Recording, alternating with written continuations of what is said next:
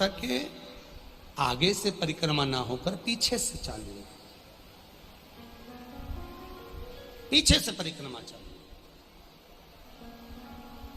और जो पीछे से परिक्रमा चालू हुई, भगवान देवादिदेव महादेव ने दर्शा दिया कि ये श्रेष्ठता नहीं है, तुम झूठ बोली हो और झूठ बोलने का फल तुम्हें मिला है। इसलिए महादेव ने गौ माता को श्राप दिया, केतकी के पुष्प को श्राप दिया। ब्रह्मा जी झूठ बोलने से वाकिफ ना करे, ब्रह्मा जी ना रुक पाए, तो भगवान शंकर ने अपने तुरंत पांव के अंगूठे से नख तोड़कर फेंका।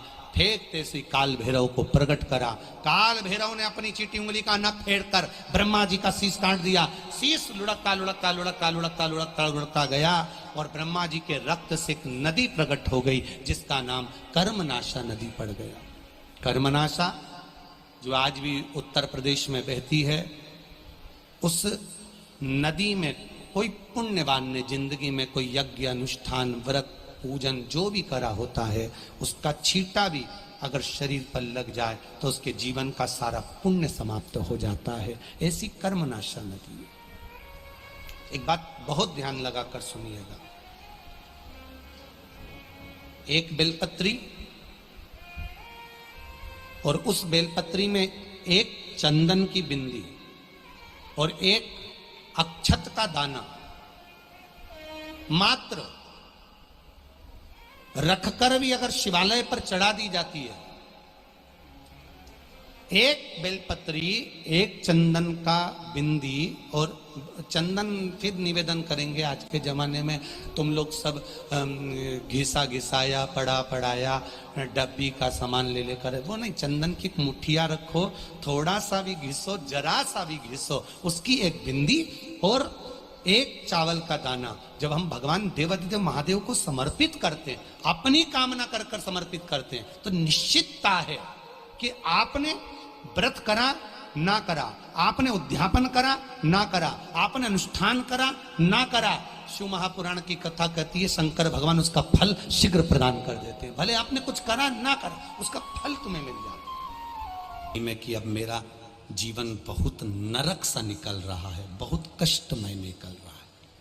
ये बेलपत्री लेना, इस बेलपत्री के बीच वाले पत्ते पर पीला चंदन लगा लेना। कितना लगाना है? बीच वाला जो पत्ता है उस पर पीला चंदन। जब आपको लगे कि मेरा जीवन बहुत कष्टमय है, अब ये रोग, अब ये कष्ट दूर ही नहीं हो रहा, अब ये आए दिन तकलीफ पर तकलीफ बढ़ती जा रही है, आए दिन रोग बीमारी, पैसा घर में बच नहीं रहा, बहुत कष्टमय जीवन है, इसमें लगाओ पीला चंदन बेलपत्री की बीज पत्ती पर। महाराज, और बीज पत्ती पर जब चंदन लग जाए, लगने के बाद में ये दोनों पत्ती पर लाल चंदन लगा लीजिए। इन दोनों पत्ती के बीच में जो डंडी का भाग होता है, आपको कहा था, आपको स्मरण में होगा शायद, हमने जब बेलपत्री की महत्वता बताई थी तो उस बेलपत्री की महत्वता में कहा था ब्रह्मा विष्णु महेश ये तीन हैं, बोला था।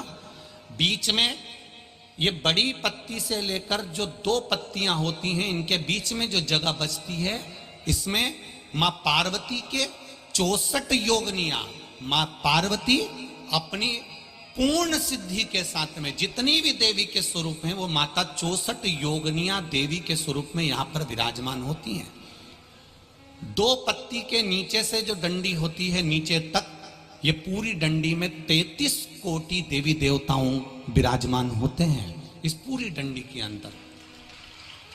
तो ये बीच वाली पत्ती है, ये जो बीच वाली पत्ती का जो भाग होता है, इस पत्ती के भाग में शहद का प्रयोग कर कर, यहां पीला चंदन, लाल चंदन, शहद का प्रयोग कर कर, इसी तरह से पकड़कर ये बेलपत्री की जो डंडी है वो अशुक सुंदरी पर जब आप समर्पित करें, तो जहां से जल बहता है उस ओर पर इस पत्ती को चढ़ाकर केवल आपके हृदय की बात कहकर देवादिदेव महादेव से कोई भी शिव जी का मंत्र, पंचाक्षर नमः शिवाय, षडाक्षर ओम नमः शिवाय, श्री शिवाय नमस्तुभ्यम, या महामृत्युंजय मंत्र, जो शिव का मंत्र हो आपके पास में, उसको बोलते हुए देवाधिदेव महादेव को धीरे धीरे जल की धार चढ़ाना प्रारंभ करो।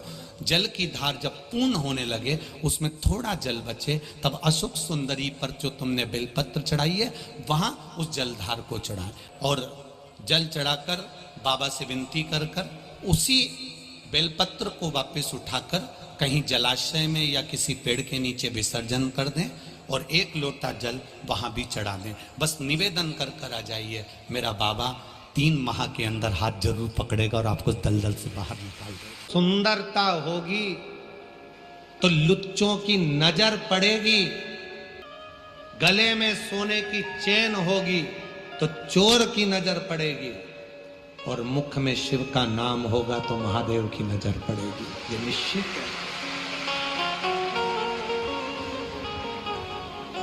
शिव की नजर, जब आप श्री शिवाय नमस्तु, श्री शिवाय नमस्तु, श्री